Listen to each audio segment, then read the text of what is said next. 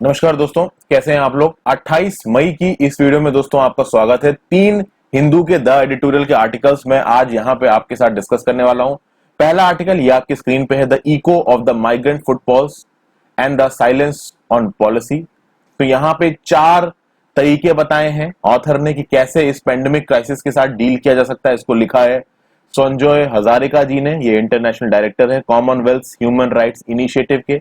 ये एक आर्टिकल हम लोग देखने वाले हैं। उसके अगला आर्टिकल हम लोग देखेंगे moment to trust the teacher. यहां पे देखिए एक डिसीजन आया है कि तमिलनाडु में जो बोर्ड के एग्जाम्स हैं वो होने वाले हैं, तो उसके साथ क्या खामियां हैं, क्या सही चीजें हैं, इनको बताया गया इस आर्टिकल में। कृष्ण कुमार जी ने इस आर्टिकल को लिखा है, ये फॉर्मर डायरेक्टर हैं एनसीईआरटी के, तो बहुत बड़ी पर्सनालिटी हैं। इनके व्यूज को यहां पे जानने की कोशिश करेंगे। और फाइनली देखेंगे हम इस आर्टिकल को, राइजिंग टाइड। अभी अभी आपको पता है कि चाइना बहुत अलग अलग तरीकों से हांगकांग पे अपनी ग्रिप को स्ट्रांग करने की कोशिश कर रहा है। तो क्या हो रहा है, फिर इसमें हम लोग ये भी जानेंगे कि जो हांगकांग का लेजिस्लेटिव सिस्टम है किस तरीके से काम करता है, क्या उसकी हिस्ट्री, इसको बहुत कम समय में हम लोग समझने की कोशिश करेंगे दोस्तों। तो अपनी वीडियो को शुरू करते हैं पहले आर्टिकल के साथ, जो कि है the eco of migrant footfalls and silence on policy. यहां पे देखिए ये बोला गया है कि पहले, मैंने इस कोविड-19 के पैंडेमिक से पहले, या कह लीजिए आज से 5 साल पहले, 6 साल पहले, जब भी माइग्रेशन की बात होती थी तो यह कहा जाता था कि नॉर्मल केसेस में लोग केरला में माइग्रेट करते हैं, या फिर वेस्ट एशिया की किसी कंट्री में चले जाएंगे, गल्फ कंट्रीज में काम करने चले जाएंगे, या फिर यूनाइटेड स्टेट्स जाने की चाह रखेंगे, या वेस्टर्न कंट्री या किसी यूरोपियन कंट्री में जाने की चाह रखेंगे। लेकिन अगर हम लोग इंटरनल माइग्रेशन को देखें, इंटरनल माइग्रेशन आप समझ रहे हैं ना दोस्तों, इंटरनल माइग्रेशन मतलब वो माइग्रेशन जो हमारे कंट्री के अंदर हुआ है। तो हमारे कंट्री के अंदर मतलब एक स्टेट से दूसरे स्टेट में जाना, ये होता है आपका इंटरनल माइग्रेशन। और इस इंटरनल माइग्रेशन में एक जगह से दूसरी जगह जाना भी बोल सकते हैं। जो बड़े स्टेट्स हैं, जैसे कि आपका यूपी हो गया, अब ईस्टर्न यूपी से वेस्टर्न यूपी चले जाइए, बहुत बड़ा डिस्टेंस है। तो ये एस्टिमेट कहा जा रहा है कि भैया लगभग 300 मिलियन लोगों का इंटरनल माइग्रेशन हुआ है, और ये 300 मिलियन भैया 30 करोड़ हैं। ठीक है, तो यहां पे ऑथर का यह बोलना है कि एक एस्टिमेट लगाया गया और यह पता चला कि 300 मिलियन लोग इंटरनली माइग्रेट किए हैं इंडिया में। जो ऑफिशियल फिगर्स दिए गए थे इंटरनल माइग्रेशन के, उससे 3 गुना है ये। ओके, अच्छा, चूंकि बात यह है कि ये जो माइग्रेशन है इसको ज्यादा क्यों बताया गया है, क्योंकि माइग्रेशन मैंने जैसा कि आपको बताया एक स्टेट से दूसरे स्टेट और एक स्टेट के अंदर भी होता है, और इंटरनेशनल माइग्रेशन तो होता ही है।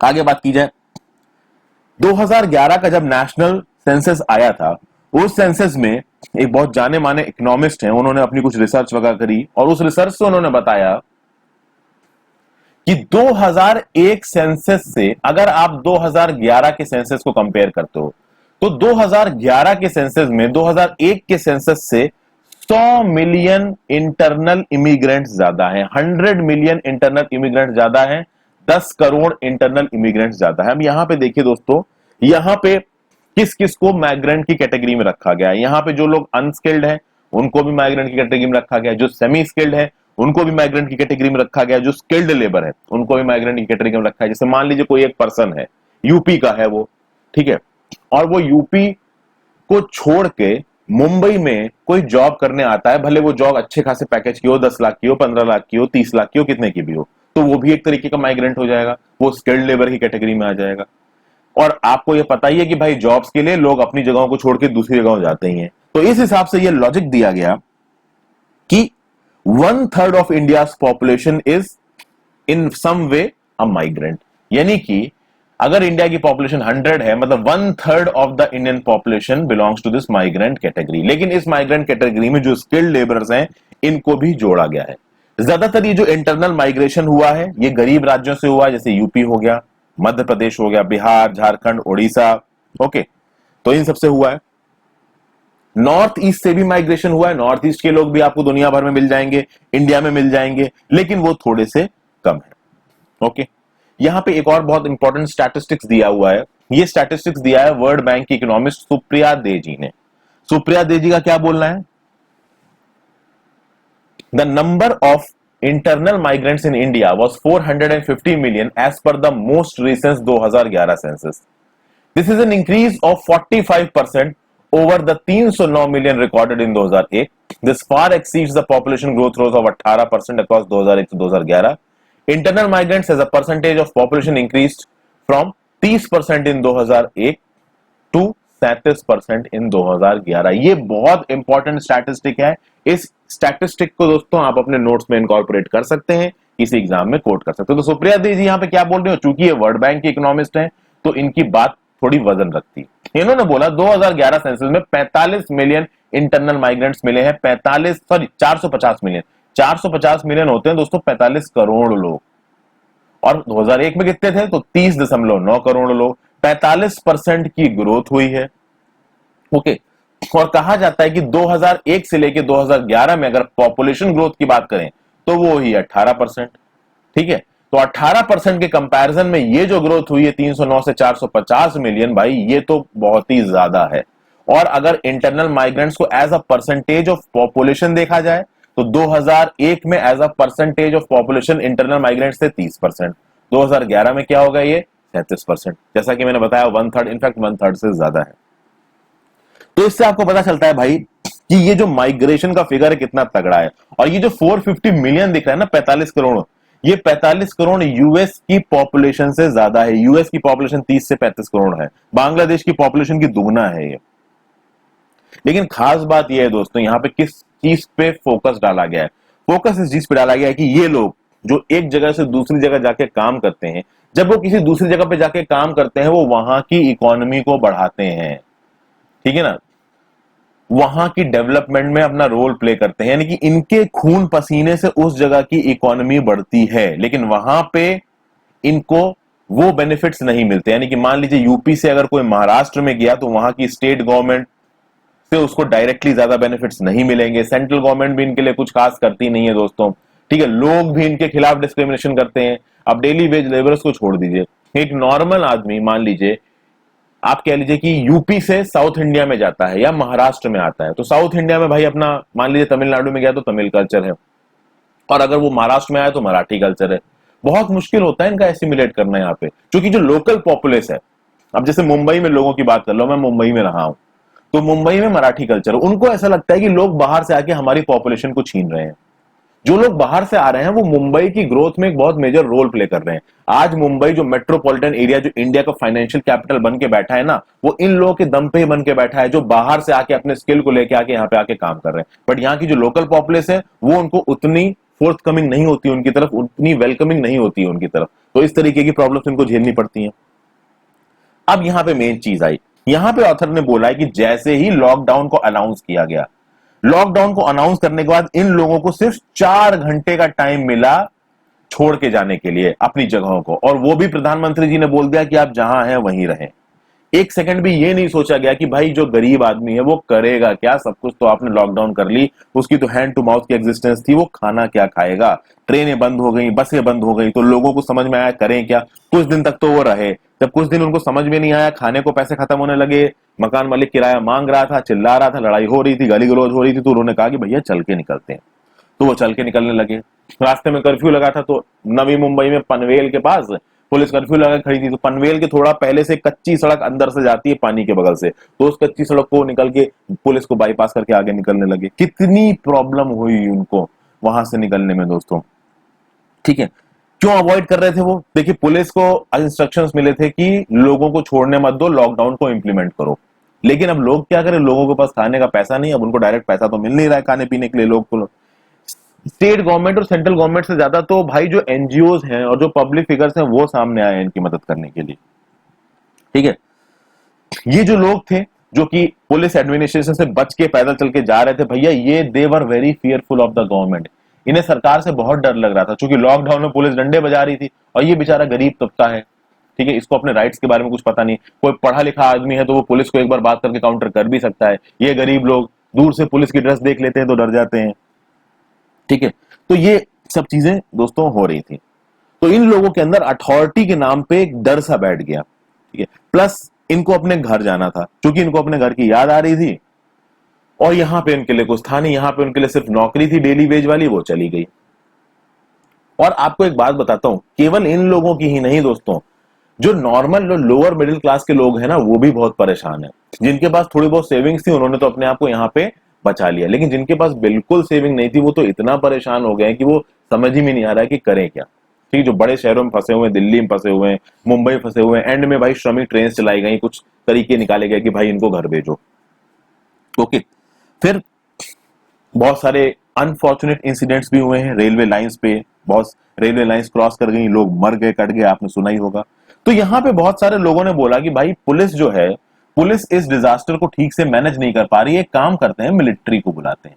और ये स्टेटमेंट आया था एक फॉर्मर नेवी चीफ से कि भाई इस ऑपरेशन में पुलिस ठीक से काम नहीं कर पा रही है, तो एक काम करते हैं मिलिट्री की मदद ले सकते हैं। अब मिलिट्री ऑलरेडी बिजी है दोस्तों, लद्दाख में, नाकुला पास सिक्किम में अलग ही बवाल मचा हुआ है।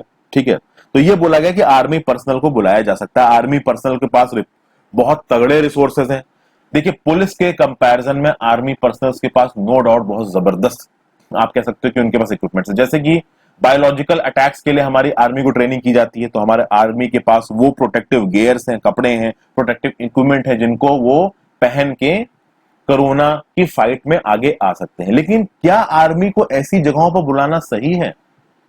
ठीक है, क्या आर्मी को बुलाना स्टेट की गवर्नमेंट की मशीनरी को नीचा दिखाने के बराबर है? यहां पे इस बात पे बातें उठाई गई। ये बोला गया है कि भाई आपने एकदम से स्टेट गवर्नमेंट पे इल्जाम लगा के ये बोल दिया कि आर्मी को बुला लो, सब कुछ ठीक हो जाएगा। लेकिन ये बोल के आपने एक्चुअली में जो मेन प्रॉब्लम है, जो मेन इशू है, उसको एड्रेस नहीं किया है। मेन इशू क्या है? मेन इशू ये है कि जो स्टेट गवर्नमेंट्स है ना, उनके पास जो फंडिंग सोर्सेज है वो बहुत लिमिटेड है। बहुत सी स्टेट गवर्नमेंट्स लगातार सेंटर से पैसा मांग रही थी इस कोविड-19 के मैनेजमेंट के लिए, बट पैसा उनके पास कम था। यहां पे 4 ऐसे तरीके बताए हैं ऑथर ने जिसके बेसिस पे इस कोविड-19 के पैंडेमिक से निपटने की बात करी गई है। पहला जो बताया है वो है रीलर्न सस्टेनेबल इकोनॉमिक्स। और जब रीलर्न सस्टेनेबल इकोनॉमिक्स की बात की गई है तो महात्मा गांधी वाली इकोनॉमिक्स की बात की गई है, ना कि आज की डेट की नीति आयोग वाली और आरबीआई वाली इकोनॉमिक्स की बात की गई। यहां पे ऑथर का कहना का मतलब क्या है? डायरेक्ट इंडिकेशन क्या है? ऑथर इंडिकेशन ये है कि भाई आपने आरबीआई के थ्रू इकोनॉमी में 8 लाख करोड़ रुपए डलवाया, दूसरी तरीके से आप पैसा रिलीज कर रहे हो इकोनॉमी में, जबकि आपको ये पैसा सीधे से सीधे विलेजेस में खत्म करना चाहिए। आप क्या कर रहे हो? बिजनेसेस को पैसा दे रहे हो ताकि बिजनेसेस अपना प्रोडक्शन बढ़ाएं और नीचे जॉब क्रिएट हो। ये नहीं करना है, आपको पैसे को सीधे गांव में इन्वेस्ट करना है। महात्मा गांधी जी क्या बोलते हैं कि हमारा इंडिया गांव में रहता है। तो यहां पे महात्मा गांधी जी वाली इकोनॉमिक्स को फॉलो करने की जरूरत है। पैसा लोगों के हाथ तक पहुंचाने की कोशिश है, जरूरत है, पंचायत में पहुंचाने की जरूरत है, विलेज में पहुंचाने की जरूरत है, क्योंकि ये जो गरीब हैं ये वो इन्हीं विलेजेस में रहते हैं, ना कि सिटीज में। और सिर्फ इस कोविड-19 को झेलने के लिए नहीं, जो विलेज में जो लोग रहते हैं वो माइग्रेंट लेबर्स, जिनको विलेजों में काम नहीं मिलता और उनको प्रेशर में शहर आना पड़ता है, सिटी आना पड़ता है, उनके लिए विलेज में यूजफुल टर्म्स ऑफ एम्प्लॉयमेंट को जनरेट किया जाए। यहां पे इसकी बात की गई है। तो उसको सेकंड पॉइंट में इलेबोरेट किया गया, rebuild the rural economy based on building the house hold. यहां क्या बोला गया कि भाई आप रूरल इकोनॉमी को बिल्ड करो इस बेसिस पे कि आप हाउस होल्ड को बिल्ड कर रहे हो, ना कि शहर की इकोनॉमी को, देश की इकोनॉमी को। कहने का मतलब क्या है कि जो हमारे रूरल इंटरप्राइजेस थे उनको बढ़ावा दीजिए। तो रूरल इंटरप्राइजेस में भाई कॉटेज इंडस्ट्रीज थी, उनको बढ़ावा दीजिए, रूरल एम्प्लॉयमेंट को जनरेट करिए, फार्म इनकम्स बनाइए, एग्रीकल्चर में ज्यादा सब्सिडीज दीजिए। जो हमारे रूरल आर्टिसंस हैं उनको अच्छी स्किल्स मिले, डिजाइन मिले, ताकि वो अपने प्रोडक्ट्स को बना सके और उनको अपने हिसाब से बेच सकें। तो ना कि आप हैवी इंडस्ट्रीज को मदद दें और वो हैवी इंडस्ट्रीज सस्ती सस्ती चीजें बनाएं। आपको करना क्या है कि गांव में जो आर्टिसंस है उनके सेल्स को डेवलप करना है और हैवी इंडस्ट्रीज से ये बोलना है भाई कि आप रूरल मैन्युफैक्चरर से चीजों को खरीदें। हैवी इंडस्ट्रीज क्या कर रही है कि अपनी मिल्स में उन सारे प्रोडक्ट्स को बना रही है और सीधे मार्केट में बेच रही है, जबकि इन हैवी इंडस्ट्रीज को जो कि शहर में बेस्ड है, इनको इन रूरल मैन्युफैक्चरर से चीजों को खरीदना चाहिए। इन रूरल मैन्युफैक्चरर्स को अपने स्मॉल एंटरप्राइजेस में चीजों को बनाना चाहिए, तो विलेजेस सेल्फ सफिशिएंट हो पाएंगे और ये जो डिस्ट्रेस माइग्रेशन हो रहा है ये थोड़ा कम होगा। फिर आगे बात करते हैं कि भाई ये जो वर्क फ्रॉम होम का जो प्लान है और जो माइग्रेशन का प्लान है, इसको भाई थोड़ा फॉर्मलाइज करिए, खासकर ये वर्क फ्रॉम होम को फाइनलाइज करिए, फॉर्मलाइज करिए। कैसे आप फॉर्मलाइज करेंगे? देखिए, विलेजेस आसपास होते हैं तो क्लस्टर ऑफ विलेजेस के हिसाब से आप चीजों को सेग्रीगेट करिए और क्लस्टर ऑफ विलेजेस के पास आप कुछ ऐसे इंटरप्राइजेस को बनाइए जो कि वो enterprise in cluster of villages के लोगों को मीनिंगफुल एम्प्लॉयमेंट दे पाए। और मीनिंगफुल एम्प्लॉयमेंट का मतलब यह नहीं है कि आप पूरी तरीके से उनको एम्प्लॉयमेंट दो, इन गांव के लोगों को आप ये कैपेबिलिटी दो कि वो अपना बिजनेस, अपना धंधा खुद शुरू कर सके। तो वो अपने घर बैठे बैठे काम करें, अपने आप कह सकते हो सस्टेनेबल एंटरप्राइज को चालू करें और उससे अपना कमाई करें, जीवन यापन करें। आप यहां पे देखोगे दोस्तों कि ये बड़ी बड़ी मिलों में, फैक्ट्रियों में काम कर रहे थे शहरों में, मिलें बंद हुई तो इंप्लॉयर्स ने कहा कि भैया छोड़ के जाओ, हम तुम्हारा हिसाब नहीं देख सकते, और बेचारे भागे भागे घूम रहे हैं। तो ये चीजें नहीं होनी चाहिए। इनफैक्ट बहुत सारे नॉन गवर्नमेंटल ऑर्गेनाइजेशन की मदद के लिए आ रहे हैं, पब्लिक वर्कर्स, रिलीफ वर्कर्स मदद के लिए आ रहे हैं, लेकिन जो इनके एम्प्लॉयर्स थे उन्होंने इनको पैसे देने से साफ साफ मना कर दिया। और फाइनली बोला गया है कि जो आपकी फंडिंग है, उस फंडिंग को इन तक आप लेके जाएं। कहने का मतलब है आप फंडिंग किसको दे रहे हैं, तो बड़े बड़े भाई आप कॉर्पोरेट्स को फंडिंग दे रहे हो, बिजनेस को फंडिंग दे रहे हो, एनबीएफसीज को फंडिंग दे रहे हो, आप डायरेक्टली स्टेट्स को फंडिंग दो, पंचायत को फंडिंग दो, म्युनिसिपैलिटीज को फंडिंग दो। आप जो फंडिंग इन बिजनेसेस को एलोकेट कर रहे हो डायरेक्ट पंचायत और म्युनिसिपैलिटीज को भी एलोकेट कर रहे हो, पर वहां आपने कुछ एलोकेट किया नहीं। प्लस बोला गया कि जो हमारा टोटल बजट आता है ना, उस बजट का लमसम 20% सीधे सीधे हेल्थ, वुमेन, चिल्ड्रन और एजुकेशन को डेडिकेटेड होना चाहिए। तो ये सब पॉइंट्स इस आर्टिकल में कहे गए दोस्तों। अच्छा आर्टिकल था, थोड़ा लंबा हो गया, आगे चलते हैं। Move to trust the teacher, ये दूसरा आर्टिकल है। क्या हुआ है कि अभी तमिलनाडु के बोर्ड एग्जाम्स होने वाले हैं 15 जून से। तमिलनाडु सरकार को इस बात पे बहुत ज्यादा क्रिटिसाइज भी किया गया है कि भाई जब इतना पैंडेमिक चल रहा है आपको एग्जाम कराने की जरूरत क्या है। तो तमिलनाडु की सरकार ने बोला है कि भाई हमने स्पेशल अरेंजमेंट्स किए हैं इस एग्जाम को कराने के लिए। एक कमरे में 10 से ज्यादा लोग नहीं बैठेंगे, और जो total number of exam centres है उसको हमने 3000 से बढ़ाकर 12,690 कर दिया है। अब बात यह आती है दोस्तों कि जब ये एग्जाम होंगे, यहां पे ऑथर ने अपना क्या पॉइंट ऑफ व्यू दिया। ये author is a former director of NCERT, तो जो कुछ भी उन्होंने बोला है वो काफी काम का है। इन्होंने बोला कि जो बच्चे एग्जाम देने आ रहे हैं भाई वो हैं 15 साल के, they are 15 year old children. Okay, वो एग्जाम देने आएंगे तो वो हैं तो बच्चे ही, उनको भले ही आप कितना भी सोशल डिस्टेंसिंग समझा लो, वो मिंगल करेंगे ही करेंगे, आपस में एक दूसरे के साथ बात करेंगे ही करेंगे। प्लस यहां पे बात यह भी रखी गई है दोस्तों कि 10th क्लास के एग्जाम की यूटिलिटी पे यहां पे सवाल उठाया गया। यूटिलिटी एग्जाम किस तरीके से उठाया गया? जो डायरेक्टर है एनसीईआरटी का वो बोल रहा है कि भाई ये जो एग्जाम्स होते हैं ये फेल होने के डर को लाते हैं बच्चों के अंदर, फिर इनका जॉय चला जाता है एग्जाम को देखते ही, और फिर सेल्फिश कॉम्पिटिटिवनेस होता है, और एक ऐसा कॉम्पिटिटिवनेस होता है जिससे आपको एक्चुअली में कुछ सीखने को मिलता नहीं है दोस्तों। और एनसीईआरटी के फॉर्मर डायरेक्टर का यह बोलना है कि 10th क्लास के एग्जामिनेशन को हेल्थ इमरजेंसी के बीच में कराकर स्टेट गवर्नमेंट यह बताना चाहती है कि हमारे देश में एजुकेशन का माइंडसेट क्या है, और ये एक रीजनेबल माइंडसेट नहीं है, ये एक रोट लर्निंग वाला माइंडसेट है। जब फाइनल एग्जाम्स हो जाते हैं तो यह माना जाता है कि भैया इस साल का एकेडमिक कैलेंडर पूरा हो गया, लेकिन उस एकेडमिक कैलेंडर से बच्चे को कुछ सीखने को मिला या नहीं मिला इससे कोई मतलब नहीं है। बस एक चीज इससे डेवलप हो रही है, वो रोट मेमोरी डेवलप हो रही है, रटंत विद्या बच्चों की डेवलप हो रही है यहां पर। और इस एग्जाम से होगा क्या? इस एग्जाम से बस ये होगा कि भाई कुछ पास हो जाएंगे, कुछ फेल हो जाएंगे। जो फेल हो जाएंगे वो उसी क्लास में रहेंगे, अगर वो कॉम्प्लीमेंट्री पास नहीं कर पाते हैं। जो पास हो जाएंगे वो अगली क्लासों में चले जाएंगे। तो अगर पास और फेल वाली चीजों को देखना है तो एक अलग चीज हो जाती है। जो तमिलनाडु में जो स्टेट बोर्ड्स के जो रिजल्ट आए थे लास्ट साल के, उसमें लगभग 95% बच्चे पास थे, और कुछ डिस्ट्रिक्ट में तो 99% बच्चे पास थे। तो यहां पे ऑथर ये बोल रहा है भाई कि जब आपके यहां पे ऑलरेडी जो पास का परसेंटेज है इतना बड़ा है, नॉर्दर्न स्टेट्स में पास का परसेंटेज इतना बड़ा नहीं होता फ्रेंड, नॉर्दर्न स्टेट्स में ज्यादा परसेंटेज ऑफ बच्चे फेल होते हैं। तमिलनाडु में क्या दिख रहा है? 95% बच्चे पास हैं, 5% बच्चे फेल है। उस 5% बच्चों में भी कुछ को चांस दिया जाएगा दोबारा एग्जाम क्वालिफाई करने का, और जो नहीं कर पाएंगे वो भाई पुरानी क्लास में रहेंगे, बाकी अगली क्लास में चले जाएंगे। नॉर्दर्न स्टेट्स में ऐसा नहीं होता, नॉर्दर्न स्टेट्स में बहुत ज्यादा फेल हो जाते हैं। तो ऑथर ये बोल रहा है कि भाई जब आपके यहां ऑलरेडी इतना ज्यादा पास परसेंटेज है तो आप एग्जाम को इस हेल्थ इमरजेंसी में करा क्यों रहे हो? आप एक काम कर सकते हो कि नेशनल करिकुलम फ्रेमवर्क की गाइडलाइंस के हिसाब से आप कुछ ये कर सकते हो कि सारे बच्चों को आप पास कंसीडर कर लो। सारे बच्चों को कंसीडर कर लो कि भैया 10th से आप 11th में सीधे पहुंच गए, और जब पैंडेमिक खत्म होगा उसके बाद जो बच्चे वॉलंटरली आके 10th का एग्जाम देना चाहेंगे वो एग्जाम दे लेंगे, जिनको नहीं देना होगा वो ऑटोमेटिकली 11th क्लास में चले जाएंगे। ये एक राय दी है एनसीईआरटी के फॉर्मर डायरेक्टर ने। ओके, अब एनसीईआरटी के फॉर्मर डायरेक्टर ने एक और लॉजिक दिया है। उन्होंने ये दिया है दोस्तों कि एग्जाम को इतनी जल्दी कराने का एक और रीजन हो सकता है स्टेट गवर्नमेंट के पास, एग्जाम में जो नंबर आते हैं, जो परसेंटेज आते हैं, उस परसेंटेज के हिसाब से ये डिसाइड होता है कि वो बच्चा आगे आने वाली एजुकेशन में कौन सी स्ट्रीम में पढ़ाई करेगा। तो साइंस स्ट्रीम लेगा, ठीक है, या फिर वो बायोलॉजी लेगा, या फिर वो कॉमर्स लेगा। तो इन परसेंटेज के बेसिस पे बच्चों को यह भी पता चलता है कि वो कौन सी स्ट्रीम को चुनना चाहते हैं। लेकिन डायरेक्टर का यह बोलना है कि भाई आप कुछ भी कर लीजिए, ये जो आप कर रहे हैं ना इस पैंडेमिक के टाइम पे, ये सही नहीं है, इसके डिजास्टर्स रिजल्ट हो सकते हैं, ऐसा बोलना है। फिर आती है टीचर्स के रोल की बात। टीचर्स से जब पूछा गया तो टीचर्स की एसोसिएशन ने बोला कि नहीं भाई ये एग्जाम नहीं होने चाहिए। टीचर्स की एसोसिएशन ने बोला कि पूरे साल रोट मेमोरी चलती है और एंड में इन टॉयज को, इन खिलौनों को, जो कि यहां बच्चों से डिनोट किया गया है, इन खिलौनों को इस रोट मेमोरी से परफॉर्मेंस मोड में लाया जाता है कि जब एग्जाम हो तो ये जाकर परफॉर्म करे और नंबर लेके आए, ये बोला गया। अब टीचर्स भी इसमें कुछ ज्यादा नहीं कर सकते, क्योंकि जो सिस्टम बना हुआ है, जो फ्रेमवर्क बना हुआ है, वो फ्रेमवर्क ऐसा ही है कि पूरे साल रोट मेमोरी और फिर परफॉर्मेंस मोड।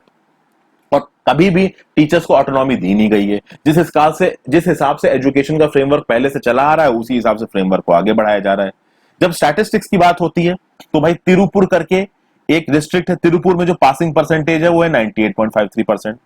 फिर रामनाथपुरम में पासिंग परसेंट है 98.48%। और नमक्कल नाम की जगह है, वहां पे जो पासिंग परसेंट है वो है 98.45%। तो 98.45%, 98.53% और 98.48%, ये जो नंबर ऑफ परसेंट्स हैं दोस्तों, ये आपस में इतना ज्यादा वेरी तो कर नहीं रहे। तो आप ये नहीं कह सकते कि तिरुपुर के जो टीचर्स हैं, रामानाथपुरम के जो टीचर्स हैं, नमक्कल के जो टीचर्स हैं, उनके बीच में कोई बहुत ज्यादा क्वालिटी का इशू है। सबकी एक जैसी क्वालिटी है, क्योंकि जो इनके पासिंग परसेंटेज है वो भी आसपास है। फिर अगर आप गर्ल्स के और बॉयज के पासिंग परसेंटेज की बात करोगे तो गर्ल्स का पासिंग परसेंटेज बॉयज के पासिंग परसेंटेज से थोड़ा ज्यादा है। कुल मिला के दोस्तों बात यहां पे ये करी गई है कि इन 10th के एग्जाम्स को कराने की जरूरत नहीं थी। क्यों नहीं थी, उसकी रीजनिंग्स को यहां पे डिस्कस किया गया है, ठीक है।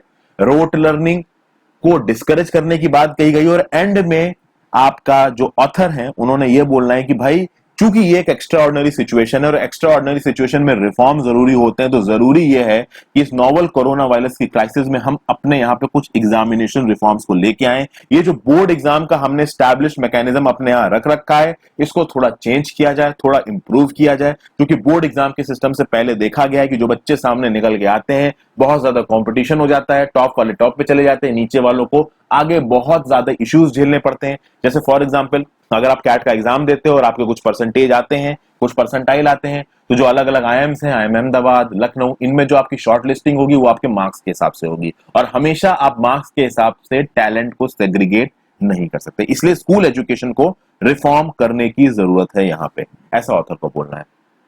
आगे चलते हैं दोस्तों। नेक्स्ट आर्टिकल जो हम बात करने वाले हैं वो है भाई हांगकांग से रिलेटेड। बवाल चल रहा है हांगकांग में, आपको सब कुछ पता ही है। टाइटल है China's efforts to tighten grip on Hong Kong with tough laws may not helps it cause. अब सबसे पहले तो दोस्तों आपको यह समझना है कि हांगकांग एक्चुअली में है क्या। इसको आप बोलोगे Hong Kong special administrative region of the people republic of China. एक मेट्रोपॉलिटन एरिया है, 7.4 मिलियन पीपल यहाँ पे रहते हैं, अलग अलग नेशनैलिटीज के हैं। ओके, आपको यहाँ पे नेपाली भी मिल जाएंगे, इंडियंस भी मिल जाएंगे। 1104 स्क्वायर किलोमीटर का एरिया है। One of the most densely populated states है ये वर्ल्ड में, one of the most densely populated places है ये दुनिया की। आगे अगर बात की जाए हांगकांग कॉलोनी कब बनी, तो हांगकांग भाई पहले ब्रिटिश एम्पायर के कंट्रोल में था। फर्स्ट ओपियम वॉर के बाद थोड़ा हिस्सा गया, फिर 1860 में कोलून पेनिनसुला भी आ गया ब्रिटिश एम्पायर में।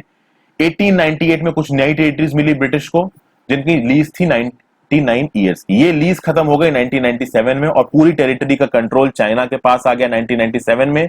और फिर यह बोला गया कि हांगकांग में सेपरेट गवर्निंग और इकोनॉमिक सिस्टम्स होंगे, वो मेनलैंड चाइना से अलग होंगे। 1 कंट्री और 2 सिस्टम्स के सिद्धांत को यहां पे फॉलो किया जाएगा। अब ये 1 कंट्री 2 सिस्टम का सिद्धांत आ गया। हांगकांग की लोकेशन को देख लेते हैं। ये पीपल रिपब्लिक ऑफ चाइना नजर आ रहा है यहाँ पे, इसके साउथ ईस्टर्न कोस्ट पे यहाँ आपको हांगकांग दिखेगा। ये हांगकांग का मैप है। कोलून पेनिनसुला, हांगकांग आइलैंड, लांटाऊ, ये सब इसके अंदर आते हैं दोस्तों। एक इंपॉर्टेंट चीज है जो आपको जाननी है हांगकांग के बारे में। अगर हांगकांग का एडमिनिस्ट्रेशन कैसे होता है ये आपको जानना, तो मैं बता दूं फ्रेंड्स, इसकी जो लेजिस्लेटिव काउंसिल है वहां पे होते हैं 70 मेंबर्स, 4 साल के लिए इलेक्ट होते हैं। अब इन 70 मेंबर्स में जब इलेक्शन होते हैं तो 35 होते हैं ज्योग्राफिकल कॉन्स्टिट्यूएंसीज में, जो हांगकांग का एरिया है वहां के लोग डायरेक्ट वोट डालेंगे। 35 होंगे आपकी फंक्शनल कॉन्स्टिट्यूएंसीज से। ओके, तो आप ये समझ लीजिए इन 70 में से लगभग 40 लोग डायरेक्टली इलेक्ट हो रहे हैं। जो 35 हैं आपकी ज्योग्राफिकल कॉन्स्टिट्यूएंसी वाले हैं, और जो 5 हैं वो आपकी इससे आ रहे हैं, फंक्शनल कॉन्स्टिट्यूएंसी से आ रहे हैं। तो बचे कितने? 30। तो 40 डायरेक्टली इलेक्टेड हुए, 30 बचे। ठीक है, तो ये जो 30 है दोस्तों, ये आते हैं फंक्शनल कॉन्स्टिट्यूएंसीज में। कुछ फंक्शनल ग्रुप्स बने हैं, कुछ 28 ऐसे फंक्शनल ग्रुप्स बने हैं जो अलग अलग एरियाज को रिप्रेजेंट करते हैं, अलग अलग बिजनेसेस को रिप्रेजेंट करते हैं, एग्रीकल्चर, माइनिंग, ट्रेड, अलग अलग ट्रेड बॉडीज हैं। तो वो ट्रेड बॉडीज इन 28 सीटों को चुनेंगी। सॉरी, वो ट्रेड बॉडीज जो कि इन 28 ऑर्गेनाइजेशन से रिप्रेजेंटेड है, वो इन 3 सीटों को चुनेगी, और बाकी 40 सीटें आप कह सकते हो कि लमसम डायरेक्ट इलेक्शन के थ्रू आती हैं। 70 मेंबर्स की लेजिस्लेटिव काउंसिल में अगर आपको किसी नियम को पास कराना है तो 2/3 मेजॉरिटी की जरूरत है। अब यहां पे प्रॉब्लम क्या हो रही है, इसको समझने की कोशिश करते हैं। हांगकांग की जो लेजिस्लेटिव काउंसिल है उसमें नेशनल एंथम बिल के ऊपर डिस्कशन चल रहा था। इस नेशनल एंथम बिल को लागू कराना था। नेशनल एंथम बिल में लिखा क्या था कि अगर चाइना की एंथम को इंसल्ट किया जाएगा हांगकांग में तो 3 साल की सजा हो सकती है जेल में, ये बोला गया। तो जब इस बिल को लेके आया गया तो भाई इसके अपोज में लोग उतर आए सड़कों पे 24 मई को। तो बवाल होने लगे, पूरे के पूरे स्टूडेंट ग्रुप सड़कों पे उतर आए 24 मई को, जिसके खिलाफ बहुत सारी राइट पुलिस को वहां पे डिप्लॉय कर दिया गया। तो काफी सारा बवाल हो गया सड़कों पे। इसके बारे में आप न्यूज में सुन ही रहे होगे दोस्तों। फिर बात यह आई कि चाइना की जो सेंट्रल गवर्नमेंट है उसने हांगकांग की प्रो डेमोक्रेटिक पार्टी को सरप्राइज कर दिया। एक नेशनल सिक्योरिटी बिल को बीजिंग में इंट्रोड्यूस किया गया नेशनल पीपल्स कांग्रेस में। तो जो चाइना की सेंट्रल एडमिनिस्ट्रेटिंग बॉडी है नेशनल पीपल काउंसिल, इस नेशनल पीपल काउंसिल की मीटिंग हुई बीजिंग में, और इस मीटिंग में इंट्रोड्यूस किया गया नेशनल सिक्योरिटी बिल को। जैसे इस बिल को इंट्रोड्यूस किया गया नेशनल पीपल्स कांग्रेस में, जो प्रो डेमोक्रेसी लीडर्स है हांगकांग वो आ गए सकते में। क्या बोला गया? चाइना की सेंट्रलाइज लीडरशिप ने इस लेजको क्या है दोस्तों? लेजको है हांगकांग की लेजिस्लेटिव काउंसिल। लेजको को चाइना की सेंट्रलाइज लीडरशिप ने बोला कि आप जल्दी ही नेशनल सिक्योरिटी लॉ से रिलेटेड अपने यहां नियम कानून लेके आइए, और अगर आप ये नियम कानून लेके नहीं आएंगे तो हमें आपको यानी लेजको को बाईपास करके खुद से नेशनल सिक्योरिटी बिल से रिलेटेड कानून हांगकांग में लाने पड़ेंगे। नेशनल सिक्योरिटी बिल में कौन से कानूनों की बात हो रही? तो इन कानूनों की बात हो रही कि जो चाइना की नेशनल सिक्योरिटी ऑर्गन्स है, जैसे कि इंडिया की रॉ है, इस तरीके के ऑर्गन्स को यह परमिशन दी जाएगी कि हांगकांग के स्पेशल एडमिनिस्ट्रेटिव रीजन में जाके वो अपना बेस बना सके। अब देखिए बात यह है दोस्तों, जब 1997 में इंग्लैंड से कंट्रोल लिया गया था आपका हांगकांग का, उस समय पे एक बेसिक लॉ था, और उस बेसिक लॉ में यह बोला गया था कि ये जो हांगकांग का स्पेशल एडमिनिस्ट्रेटिव रीजन है इसके पास अपनी खुद की ऑटोनॉमी रहेगी, उसके पास अपनी एग्जीक्यूटिव पावर रहेगी, लेजिस्लेटिव पावर रहेगी, इंडिपेंडेंट जुडिशियल पावर रहेगी। केवल डिफेंस और फॉरेन अफेयर्स दिया गया था चाइना को, यानी कि हांगकांग का फॉरेन अफेयर्स चाइना के पास होगा, हांगकांग का एक्सटर्नल डिफेंस चाइना के हाथ में होगा, बाकी सब कुछ इनकी लेजिस्लेटिव काउंसिल के पास होगा। और ये था बेस आपका 1 कंट्री 2 सिस्टम मॉडल का। फिर बात यह हुई कि अगर लेजिस्लेटिव काउंसिल में आपको किसी बिल को पास कराना है तो भाई 2/3 मेजॉरिटी चाहिए, यानी 70 की 2.3 मेजॉरिटी चाहिए आपको बिल पास कराने के लिए। अगर आपके पास ये मेजॉरिटी नहीं है आप बिल पास नहीं कर सकते। अब यहां पे सोचिए दोस्तों, इस लेजको में जो चाइना की सेंट्रलाइज लीडरशिप है उनके भी रिप्रेजेंटेटिव्स हैं, उनके भी चाहने वाले। ऑब्वियसली बात है चाइना का स्पेशल एडमिनिस्ट्रेटिव रीजन है तो चाइना इसको छोड़ तो देगा नहीं, और इसमें प्रो डेमोक्रेसी वाले सपोर्टर्स भी हैं। धीरे धीरे ट्रेंड ये आ रहा है दोस्तों कि प्रो डेमोक्रेसी सपोर्टर्स आपके ज्यादा हो रहे हैं हांगकांग में। हांगकांग में डेमोक्रेसी की तरफ लोग ज्यादा चाह रहे हैं। कैसे? देखिए, हुआ ये कि अभी अभी रिसेंटली इलेक्शंस हुए थे। इलेक्शन किस चीज के हुए थे? डिस्ट्रिक्ट काउंसिल के इलेक्शंस हुए थे हांगकांग में। उस डिस्ट्रिक्ट काउंसिल के इलेक्शंस में 452 सीटें थी, और 452 सीटों में 390 कैंडिडेट जो कि प्रो डेमोक्रेसी के सपोर्टर्स थे वो जीते। तो अब चाइना की सेंट्रलाइज लीडरशिप में एक घंटी बज चुकी है भाई कि ये हांगकांग तो डेमोक्रेसी की मांग कर रहा है ज्यादा, और अगर ये डेमोक्रेसी की मांग ज्यादा कर रहा है तो चूंकि सितंबर में हांगकांग की लेजिस्लेटिव असेंबली के भी चुनाव आ रहे हैं, और आपको वैसा कि मैंने बताया कि 70 में से ऑलमोस्ट 40 सीटें डायरेक्टली इलेक्ट होती हैं, और बची हुई 30 सीटों पे 28 लोग वोट करते हैं। तो इन 28 में भले ही चाइनीज कंट्रोल ज्यादा हो, लेकिन इन 40 सीटों में हो सकता है कि एक व्हाइट वॉश हो जाए, स्वीप हो जाए, सारे की सारी प्रो डेमोक्रेसी रिफॉर्मर्स यहां पे आ जाए। अब प्रॉब्लम यह है कि लेजिस्लेटिव काउंसिल में अगर किसी बिल को पास कराना है तो इस 70 की 2/3 मेजोरिटी चाहिए, और 70 की 2/3 मेजोरिटी लमसम 47-48 की मेजोरिटी चाहिए। और अगर 40 लोग यहां पूरी की पूरी डेमोक्रेसी के सपोर्टर आ गए तो भाई चाइना की सेंट्रलाइज लीडरशिप हांगकांग में कोई बिल पास ही नहीं करा पाएगी। इसीलिए एक नेशनल सिक्योरिटी बिल को इंट्रोड्यूस किया गया नेशनल पीपल कांग्रेस में, जो कि बीजिंग में मिली, और उसने बोला कि अगर इस लेजको ने अपने आप से बिल पास नहीं किया तो हम इस लेजको को बाईपास करके हांगकांग के लिए बिल पास कर देंगे। लेकिन दुनिया भर के जो कॉन्स्टिट्यूशनल एक्सपर्ट्स हैं उनका यह बोलना है कि चाइना का जो ये एग्रेसिव स्टांस है ये गलत है हांगकांग की तरफ। हांगकांग के लोगों को जबरदस्ती नहीं जीत पाएगा चाइना। अगर हांगकांग के लोगों को जीतना है, अगर हांगकांग को जीतना है पॉलिटिकली, तो वहां के लोगों को जीतना है होगा। और वहां के लोग क्या चाह रहे हैं? वहां के लोग चाह रहे हैं डेमोक्रेसी। तो अब आगे क्या होने वाला है ये समय बताएगा। तो यहाँ पे मैं इस वीडियो को खत्म कर रहा हूँ फ्रेंड्स। 3 आर्टिकल्स को मैंने ठीक से समझाने की कोशिश की है, बहुत ज्यादा चीजों को मैंने टेकअप नहीं किया, और भी वीडियोस में बनाता रहूंगा करंट से related. Thank you for watching, have a great day. Like किए बिना वीडियो को मत जाइएगा।